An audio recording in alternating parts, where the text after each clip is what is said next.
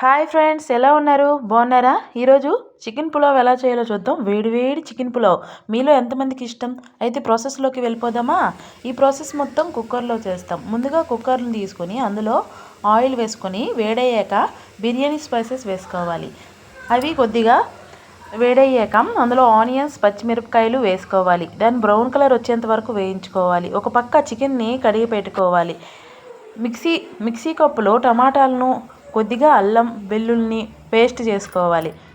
ఇదిగోండి, onions brown colour వచ్చేంత వరకు వేయించుకొని అందులో మనం ముందుగా కడిగి పెట్టుకున్న చికెన్ని వేసుకోవాలి. దాన్ని కొద్దిగా మగ్గనిచ్చాక కొద్దిగా గీ వేసుకోవాలి. ముందుగా తయారు చేసుకున్న ఆ టమాటా పేస్ట్ని కూడా వేసుకొని కాసేపు చికెన్కి పట్టనివ్వాలి. పట్టాక కొద్దిగా బిర్యానీ మసాలా, రుచికి సరిపడా సాల్టు వేసుకోవాలి. ఇలా వేసుకున్న తర్వాత ఓసారి కలుపుకొని కాసేపు మగ్గనివ్వాలి. ఇలా మగ్గిన తర్వాత ఇందులో కొద్దిగా గరం మసాలా, చికెన్ మసాలా యాడ్ చేసుకోవాలి.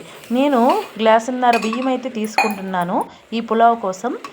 గ్లాసున్నర బియ్యం తీసుకొని అందులో వేసుకొని కాసేపు ఫ్రై చేసుకోవాలి. బియ్యానికి మసాలా అంతా పట్టిన తర్వాత గ్లాసున్నరకి 3 గ్లాసుల వాటర్ని యాడ్ చేసుకోవాలి. ఈ విధంగా యాడ్ చేసుకోవడం వల్ల, అంటే నేను బియ్యాన్ని నానబెట్టలేదు, అందుకని 3 గ్లాసుల వాటర్ని తీసుకున్నాను. నానబెట్టినైతే 2:30 సరిపోతుంది. ఇదిగోండి, ఈ విధంగా దాన్ని ఒక 3 విజిల్స్ వరకు కొట్టించుకుంటే ఇదిగోండి ఈ విధంగా రెడీ అయిపోతుంది. వావ్ అనిపించే చికెన్ పులావ్ ఎంత టేస్ట్గా ఉంటుందంటే మరి చెప్పలేమండి, అంత బాగుంటుంది చికెన్ పులావ్. దీన్ని చికెన్ బిర్యానీ అంటారో చికెన్ పులావ్ అంటారో నాకు కరెక్ట్గా తెలియదు, కానీ టేస్ట్ అయితే మాత్రం సూపర్గా ఉందండి. వీడియో నచ్చి